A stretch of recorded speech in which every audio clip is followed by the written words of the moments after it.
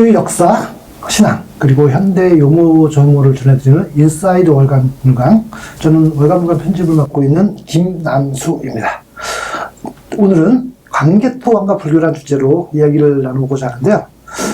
흔히 광개토왕은 우리나라 역사에서 최대 정복군주로 알려졌죠. 그런데 광개토왕이 불교와 어떤 관련이 있을까 이런 의구심이 드는데요. 조경철 교수님을 모시고 이야기를 나눠보도록 하겠습니다.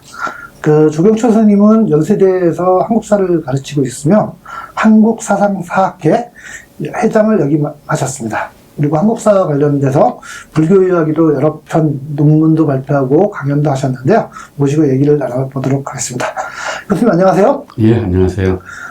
오늘 광개토왕에 대한 얘기를 해야 되는데 그 전에 잠시 우리 교수님이 따님과 함께 거꾸로 읽는 한국사라는 책을 발간했습니다. 얼마 전에 발간됐는데요. 책 소개를 간단하게 좀 해주시겠습니까? 예, 거꾸로 읽는 한국사. 어떻게 읽은 한국사에서 거꾸로라고 했을까요? 제 이 책에서는 그 멸망과 건국을 다뤘습니다. 보통 우리가 한 나라의 건국과 멸망, 또 그 다음 나라의 건국과 멸망, 이런 식으로 한국사를 공부하게 되는데, 한 나라의 건국과 멸망이 아니라 두 나라가 이어지는, 그래서 멸망과 건국이라고 하는 관점에서 한 나라가 망하고 그 다음 나라가 세워질 때 그 과정은 어떠했는가를 한번 살펴본 책입니다. 보통 우리가 역사를 공부할 때 나라를 건국하고 멸망하고 또 건국하고 멸망하고 이렇게 했는데 이 책은 먼저 멸망을 먼저 다루고 건국을 다룹니다. 그래서 보면은 고조선의 멸망과 고구려의 건국, 그리고 고구려의 멸망과 발해의 건국, 이렇게 이제 나라가 건국을 먼저 다루는 게 아니라 멸망을 먼저 다루고 건국을 다룬다, 이런 얘기였습니다. 많은 관심 부탁드리고요. 이제 광개토대왕이라는 얘기를 좀 나눠보겠습니다. 교수님, 근데 저희가 광개토 대왕이라고 일반적으로 칭하는데 광개토 태왕이라고도 부르더라고요.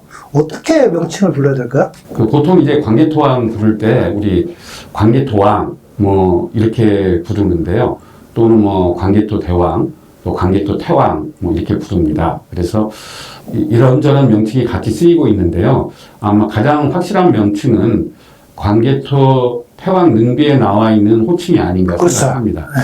그 광개토 태왕 능비에는 그 광개토 왕의 그 긴 이름, 풀네임이 국강상 광개토경 평안호태왕 이렇게 되어 있습니다. 그래서 맨 끝에 이제 태왕이라고 나와 있어서 대왕으로도 불러도 되는데 태왕이라고 부르는 게 더 낫지 않나, 이제 그런 생각이 들고요. 네. 대왕이라고 부르는 이유는 사실 비문에 보면은 큰 대자에다가 이게 점을 하나 찍으면 태자이지 않습니까? 그렇죠. 그런데 어떤 경우에는 태가 잘 보이기도 하고 어떤 경우에는 안 보이기도 해서 100% 확실히 이게 태자냐 확신할 수 없기 때문에 아마 대왕이라고 부르는 분도 있는 것 같습니다. 그런데 비문에 보면은 그 고구려의 그 3대 왕을 대주류왕이라고 하는데 그 대자를 쓰죠. 네. 그 다음에 그 광개토왕의 마지막 부분에 호태왕의 그 태자를 보면은 비문을 두 개를 비교해 보면은 대자와 태자를 구분해서 그 능비에 쓰고 있습니다. 그래서 앞으로는 광개토 태왕이라고 부르는 게 더 낫지 않나, 그렇게 생각합니다. 그러니까 비문에 좀 여러 가지 해석이 있을 수 있지만 태자로 읽는 게 더 좋을 것 같다. 그래서 광개토 태왕 이렇게 하시는 게 좀 비문 능비에 따른 이름인 것 같습니다. 그런데 광개토 태왕, 광개토왕이 이제 우리에게는 정복군주로 많이 알려졌죠. 그런데 광개토왕이 불교와 어떤 관련이 있을까요? 그 고구려에 관련된 기록은 많이 보이지 않는데요. 네. 그 삼국사기만의 기록으로 본다면, 네. 그 광개토왕이 평양에 그 9개의 절을 지었다고 나옵니다. 광개토왕이요? 예, 그게 절이 그 고구려 불교가 들어올 때 국내성에 2개의 절이 세워지기는 했는데, 네. 평양에 그것도 9개. 지방이죠. 평양이 그때는. 지방에 9개의 절을 지었다고 하는 거는 광개토왕 때 불교에 대한 관심이 상당히 컸다는 걸 알 수가 있죠. 그리고 이제 우리 쪽 기록은 아니지만 그 광개토왕 시기에 예. 그 담시라고 하는 중국 승려가 이제 요동에서 그 활동했다고 하는 기록이 보입니다. 네. 그러니까 그 요동이고 그 시기가 광개토왕 시기와 겹쳤기 때문에 그 요동을 점령한 광개토왕 시기의 불교의 모습을 중국 승려인 담시를 통해서도 확인을 할 수가 있죠. 근데 저희가 보통 고구려 불교의 시작을 소스림왕으로 보고 있잖아요. 이때 네. 뭐 승려 아도와 뭐 이런 스님 두 분이 네. 들어와서 절 두 개를 짓고 그랬는데 광개토 태왕이 이때 수도가 국내성이었죠? 예, 예. 그럼 이제 그 압록강변으로 저희가 알고 있는데 예, 그리고 광개토왕 시절에 평양은 되게 남쪽이고 예. 여기 9개의 사찰을 지었다는 건가요? 예, 예. 뭔가 의미가 있는 듯하네요. 예. 그래서 이제 사람들은 평양 천도가 광개토 태왕의 아들인 장수왕 때 이루어지지 그렇죠. 않았습니까? 장수왕 때 이루어졌죠. 그런데 이 수도 천도가 이 일족일석이 이루어지는 게 아니잖아요. 장기간의 괴 플랜 내에서 이루어지니까. 그래서 아마 이 평양 천도의 계획이 광개토왕 때부터 계획되어졌고 그 사전 작업으로 평양에 9개의 절을 지은 게 아닌가 이제 그렇게 생각을 하고요. 그 다음에 이 평양 지역이 옛날에는 한사군의 하나인 낙랑군 지역이었어요. 그렇죠. 낙랑군이었죠. 그러니까 이제 이게 중국 땅이었죠, 사실은. 네. 한나라. 네, 한나라. 한나라부터 시작해서. 그래서 그 미천왕 때 이 평양 지역을 고구려가 복속을 했지만 이 지역을 고구려화하기 위해서는 새로운 절을 창건함으로써 그 지역의 백성들의 민심을 고구려로 이렇게 끌어들이는 효과도 있지 않았나 뭐 그렇게 보기도 합니다. 불교를 공인한 게 광개토왕 시절인가? 보통 이제 고구려의 불교가 들어온 거는 이제 공식적으로는 이제 372년 소수리만 때 전진의 그 승려인 그 순도, 네. 그 다음에 동진의 승려인 아도에 네, 아도. 의해서 고구려에 들어온 거를 이제 기점으로 삼고 있습니다. 그렇죠. 그러니까 그 소수리만 때보다 광개토왕 때는 그로부터 한 20년 뒤 때 이제 상황을 반영을 하는 거죠. 네. 소수리왕 때는 그 불교가 이제 국내성 지역에 머물렀다면은 이제 광개토왕 때는 평양에 9개의 절을 지을 정도로 이제 각 지방으로까지 이제 퍼져나가는 이제 그러한 사정을 반영한다고 볼 수 있겠죠. 근데 제가 하나만 더 여쭤보겠습니다. 고구려 불교에 관해서. 교수님 글을 읽다 보니까 이제 광개토왕 능비를 기준으로 해서 392년에 그러니까 불교를 믿고 불법을 믿고 복을 구하라 이런 이제 교서를 이제 내려온 게 이게 보통 우리 역사에서는 고국양왕으로 보는데 교수님 이거를 광개토왕이 즉위하자마자 내린 교서도 이렇게 이제 이해를 하시더라고요. 어떨까요? 네. 그 삼국사기에 의하면은 이제 숭신 불법 구복이라고 해서 그 불법을 믿어서 복을 구하라. 그렇죠. 이제 그러한 그 교서가 내렸다는 이야기가 나오는데 이 기록이 이제 그 고국양왕 이제 9년 이제 그 392년 기록에 보입니다. 이제 그런데 그렇게 알고 있었어요. 392년 고국양왕 9년에 이제 숭신 불법 구복이란 교서를 내리고 그 해에 이제 고국양왕이 죽은 걸로 돼 있거든요. 그런데 광개토 태왕 능비에 의하면은 광개토왕이 영락 원년 연호지 않습니까? 영락. 예, 영락. 그 광개토왕의 연호입니다. 연호. 우리나라 이제 최초의 연호로 추정이 되는데요. 이제 그 영락 원년이 391년이에요. 391년. 그러니까 삼국사기에는 광개토 태왕의 즉위년을 392년. 그렇죠. 392년. 고국양왕이 죽은 392년으로 되어 있는데 영락 원년이 태왕 능비에 391년으로 나오니까 틀린 겁니다. 삼국사기랑 능비랑. 그러니까 다시 한번 정리하면은 삼국사기에는 고국양왕이 죽은 해를 392년으로 보는데 능비에는 391년으로 본다는 거죠. 그러니까 고국양왕이 392년에 죽었고 이제 죽었으니까 392년에 태왕이 즉위한 거죠. 그렇죠. 삼국사기에. 네. 그런데 그 광개토왕 그 태왕 능비에 보면은 영락 원년이 391년으로 나오니까 아, 이게 삼국사기랑 맞지 않는 거죠. 우리 고대사 연표는 100% 삼국사기를 따르고 있습니다. 네. 그런데 그 고대사 연표를 따르지 않는 경우가 딱 두 번 있어요. 두 개. 네. 그 첫째가 광개토왕의 영락 원년을 이제 391년으로 보는 거죠. 아하. 삼국사기가 다른 거. 그렇죠. 그 다음 이거는 여담이지만 그 2차 돈의 순교연대 이것이 삼국사기에는 528년으로 되어 있는데 삼국유사에는 527년으로 되어 있습니다. 그래서 거기서 이 경우도 삼국사기를 따르지 않고 삼국유사의 527년을 따르는 경우. 그만큼 그 삼국사기라는 그 연도는 그 우리 한국사의 어떤 기준이 되는 연대인데 삼국사기를 따르지 않는 두 가지 케이스 가운데 하나가 이제 그 능비에 나오는 그 광개토왕의 영락 원년 그 기사입니다. 고국 양왕이 아까 392년에 죽었다고 했잖아요. 그렇죠. 네. 근데 이건 틀리잖아요. 이거 능비에 의해서. 그렇죠. 삼국사기하고 능비가 다른 거니까. 그러니까. 그런데 392년에 고국 양왕이 숭신 불법 구복이라는 교서를 내렸다고 나와 있어요. 그러니까 삼국사기에. 그렇죠. 그런데 이걸 어떻게 보냐면은 이거는 그 고국 양왕이 391년에 죽었지만 예? 네. 그 숭신 불법 구복이라고 하는 이 교서는 네. 고국 양왕이 내린 거다. 네. 그게 392년에 잘못 들어간 거다. 아하. 그래서 이거를 고국 양왕 때 기사로 보기도 해요.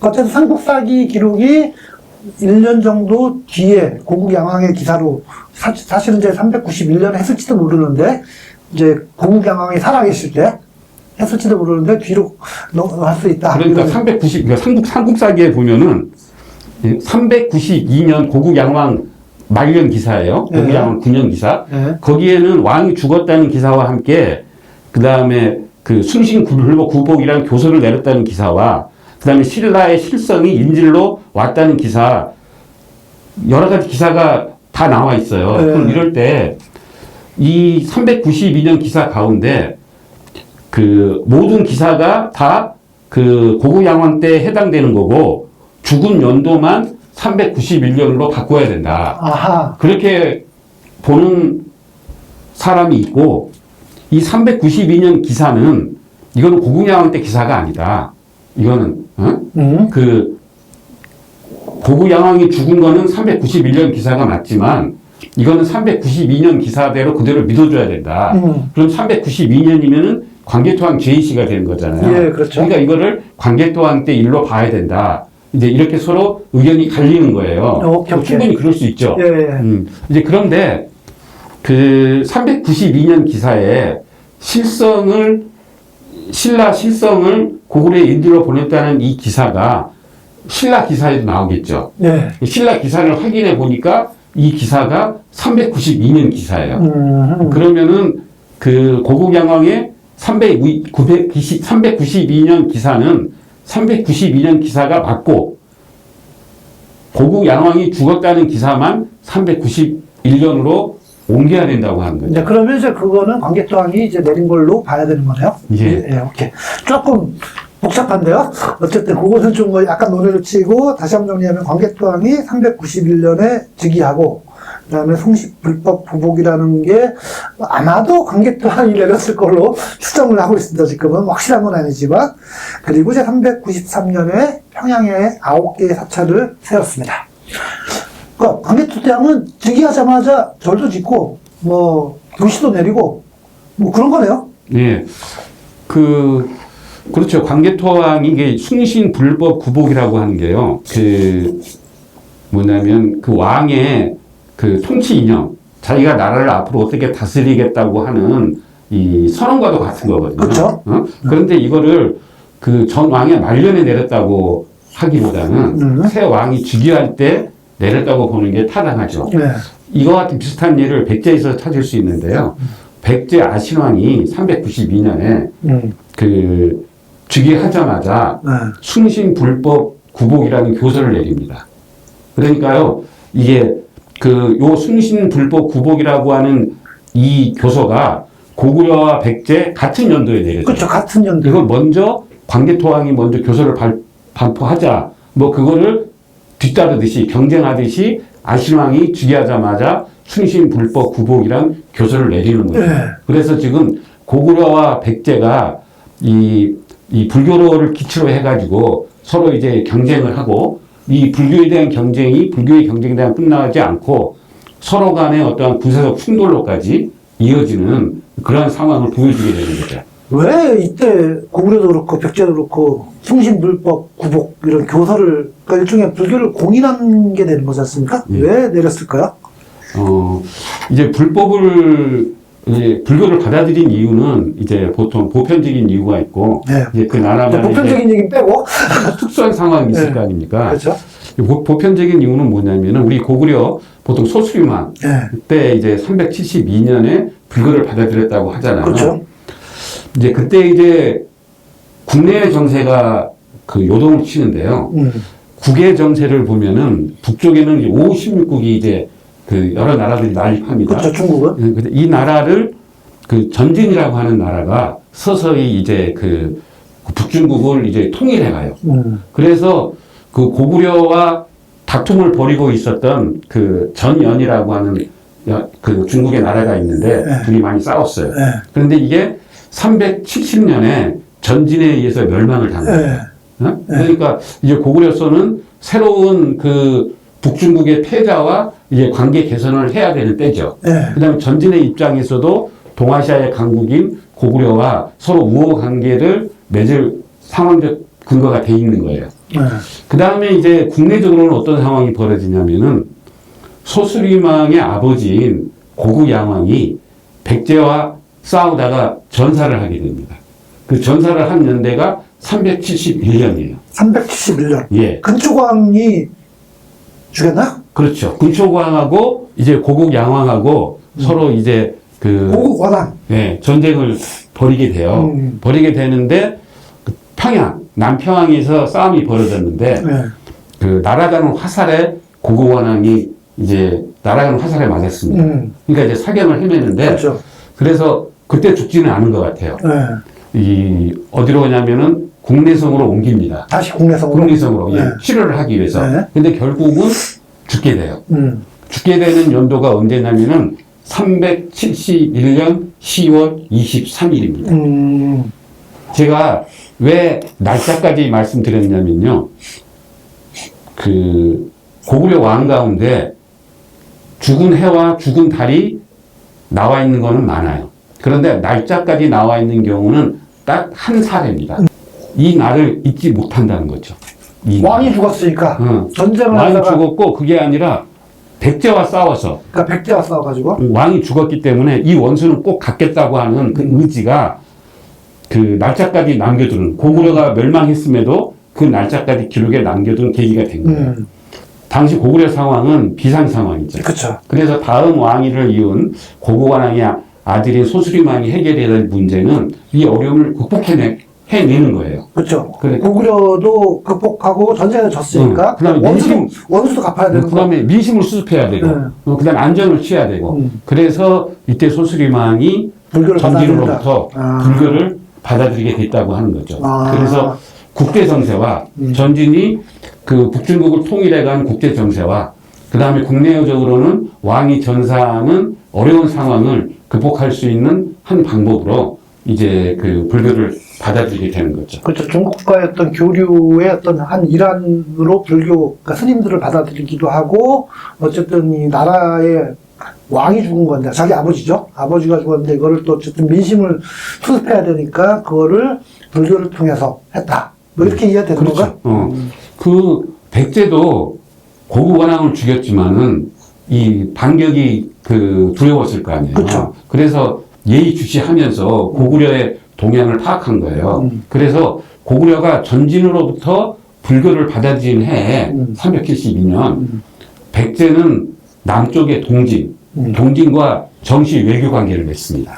아하, 그러니까 어쨌든 고구려는 이 중국의 어떤 하북 쪽에 있던 나라와 관계를 맺고, 백제는 이 밑에 있던 동진과 교류를 맺으면서 불교도 받아들이고, 뭐 그랬다. 이런 얘기로 이해하는 그래서 거죠? 우리가 불교를 받아들일 때 국내적 상황이 중요한 것이 아니라 국내적 상황을 아울러 이해를 해야 된다고 하는 거죠. 예.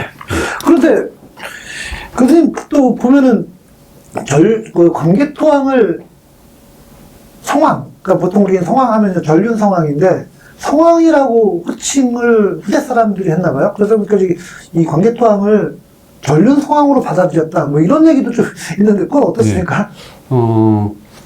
이제 그 성왕, 이제 그 전륜 성왕으로 이렇게 전체 이름이 그 나오지는 않아요. 네. 이제 그 앞에 전륜을 뺀 네. 이제 성왕이라는 그 용어가 등장합니다. 그렇죠. 그래서 이 성왕이 등장할 때 이게 그 전륜 성왕의 성왕일 수도 있고 네. 또는 유교의 이상적인 군주인 성왕일 수도 있고 네. 이거는 이제 그 좀 구분을 해야 되는데 또 어떤 경우는 이 두 가지 경우가 중첩될 수 있어요. 네. 뭐 굳이 고대 국가에서 그 불교만 받아들인 건 아니지 않습니까? 네. 유교도 받아들였기 그렇죠. 때문에 성왕이라고 했을 때 이 성왕이 두 가지 의미를 다 갖게 되면 더 좋은 거죠. 네. 왕의 입장에서는. 네. 이제 그래서 광개토왕을 전륜 성왕으로 볼 수 있느냐? 이제 이 말은 그 모두르 묘지명이라고 네. 장수왕 때 이제 북부의 지역에 관리했던 분이 있어요. 네. 이제 그분이 죽었을 때 이제 그 묘지에 그 묵서를 남겼는데 네. 거기에 보면은 우리 저기 뭡니까 국강상 광개토경 평양 호태왕 네. 이렇게 태왕경도에 나와 있다고 했잖아요. 그렇죠. 근데 거기에는 호칭을 어떻게 했냐면은 호태왕이 아니라 호태성왕이라고 이렇게 있어요. 호태성왕. 호태성왕. 네. 이제 성자가 들어가요. 그렇죠. 그러니까 이제 그 성왕이죠. 성왕이니까 이 성왕을 태왕 대신 그러니까 호태왕. 하나 더 강조한 거죠. 그렇죠. 이 호태성왕. 그러면 이 성왕이 이제 어떤 의미냐? 뭐 그거는 전륜성왕 의미일 수도 있고 유교적 이상공주인 성왕이라고 볼 수도 있죠. 네. 그래서 뭐 양 가능성이 있는데 이제 그 삼국유사에 그 요동성 유광탑이라고 하는 항목이 있어요.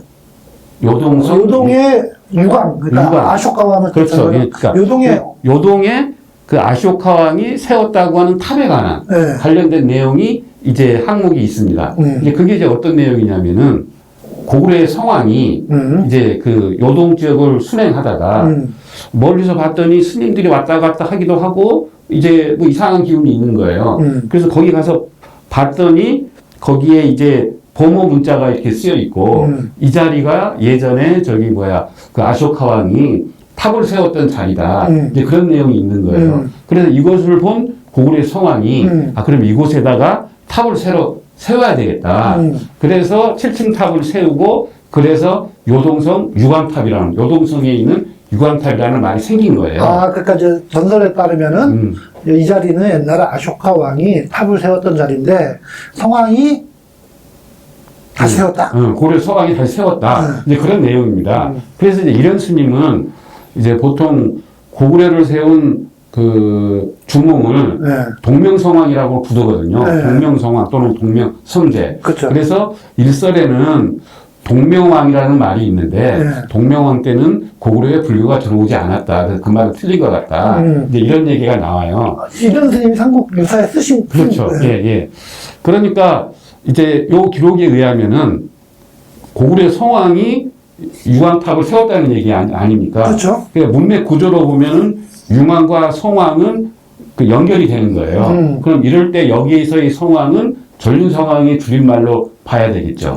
네, 그러면은 요동에 탑을 세울 만한 왕이 누가 되겠느냐?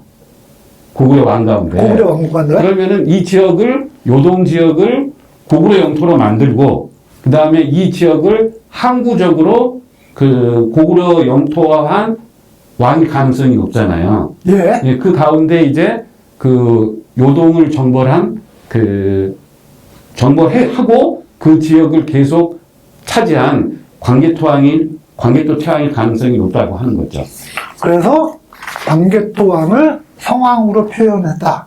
그 모두의 묘지명에도 나오고 요동탑에도 나오는데 이제 이 두 인물이 성왕이라는 인물이 같은 인물이고 광개토왕일 가능성이 높다. 이런 얘기인 거네요. 예. 그리고 아까 말씀드린 그 담시라고 하는 그 중국 승려가 요동에서 활동했던 때가 바로 광개토왕이 요동을 점령한 시기하고 중복되기 때문에 이러한 담시의 얘기와 이 요동속 유광탑 얘기가 나올 수 있게 된 배경은 광개토왕 시대를 배경으로 하고 있는 게 아니냐, 이제 그렇게 볼 수 있다고 하는 거죠.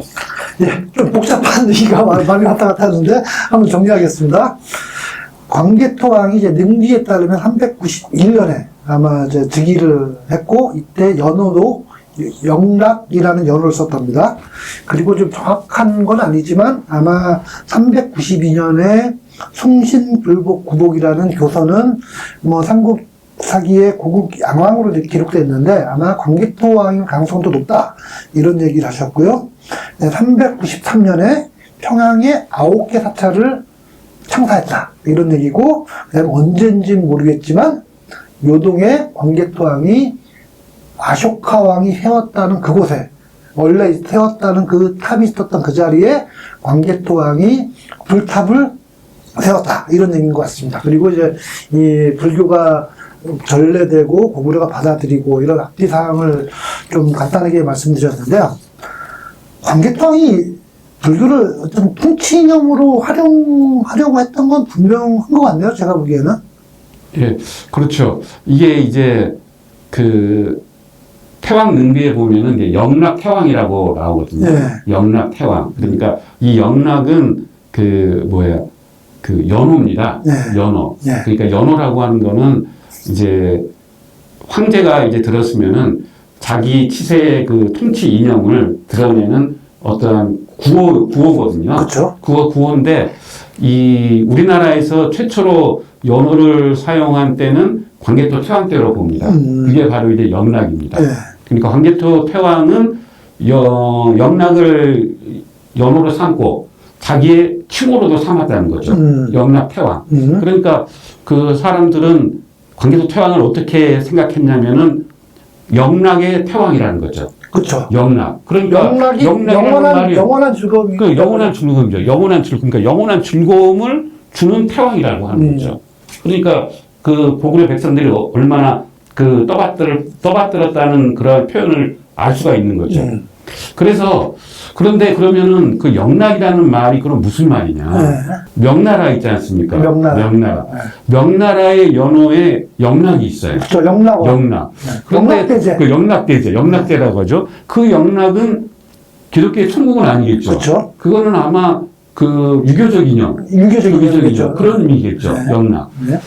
그 다음에 이거는 이제 그 고구려 이후잖아요. 네. 그런데 그 광개토 태왕이 영락이라는 연호를 쓸 때 그 이전에 네. 그 56국 가운데 전량이라는 나라가 있어요. 전량. 네. 전량이라고 들어봤습니다. 그 실크로드 감축성에 있는 나라입니다. 감수성에 있는 나라. 그런데 거기에서도 영락을 사용했어요. 연호로. 네, 연호로. 그 감숙성에 있는 전량이라는 나라. 왕의 전량이라는 나라의 그 왕이. 네. 예. 전량이라는 나라의 왕이 사용했던 연호가 영락이에요. 네. 그러니까 지금 영락은 전량, 그 다음에 명나라, 뭐 영락교회, 영락교회. 이렇게 통시대적으로 사용하고 있어요. 그러니까 그 영락이라는 말뜻이 좋으니까 이제 사용했겠죠. 그렇죠. 그러면 이제 광개토왕의 영락은 어떤 의미일까 이제 생각이 들잖아요. 네. 그래서 아마 저는 광개토왕이 영락이라는 연호를 반포할 때 처음 연호를 사용하는 거니까 기존의 연호에 대한 연구를 했을 거라고 생각합니다. 그렇죠. 그래서 전량이 영락이라는 연호를 사용했다는 것을 알 거라고 생각을 해요. 그래서 그런데 그 전량이라는 나라는 어떤 나라냐면 전량이라는 나라는 대대로 불법을 숭상했다. 이제 이런 기록이 보입니다. 그러니까 당연히 이 영락은 불교적 의미가 강한 거죠. 그렇죠. 영락이라는 광개토왕의 연호. 그러니까 어쨌든 그 당시에 고구려가 이제 불교를 막 받아들이기 시작할 때니까 뭐 그렇게 해석할 수도 있는 것 같습니다. 그 다음에 뭐 경전에 보면은 이제 불교에서의 영락은 열반이죠. 그렇죠. 열반. 극락 그다음에 뭐 이런 얘기겠죠. 천국. 그래서 열반 극락 뭐 천국영락이라는 뭐 용어도 불교 경전에 보이고요. 그래서 이 영락이라고 하는 그 연호, 최초의 연호를 광개토왕이 그 표방한 거는 앞으로 이 나라를 어떻게 이끌고 나가겠다라고 하는 그러한 어떠한 그 지표를 얘기한 거고, 그거의 구체적인 실천이 바로 평양에 9개의 절을 창건했다고 하는 거죠. 예, 좀 뭔가 되게 역사 얘기가 뭔가 복잡한데요. 오늘 이 정도로 정리하도록 하겠습니다.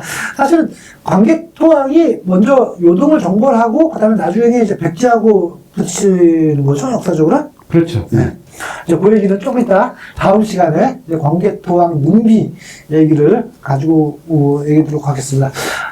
저희가 광개토왕은 우리나라 최대 정복 군주로 이제 알려졌는데, 얘기 들어보니까 광개토왕이 불교를 통치념으로 받아들인 아주 고구려의 중심적인 왕이었다, 이런 거를 좀 알게 된 것 같고요. 그 다음에 이제 저희가 교수님을 모신 김에 광개토왕 하면 꼭 얘기해야 되는 게 있습니다. 국내성, 그러니까 이제 압록강변이죠. 압록강변에 광개토왕 능비가 크게 세워져 있는데요. 이 얘기를 꼭 해야 될 것 같습니다. 오늘은 광개토왕과 불교에 관한 얘기를 마치고요. 다음 시간에는 교수님을 모시고 광개토왕 능비, 특히 신배연조를 중심으로 능비 얘기를 다루도록 하겠습니다.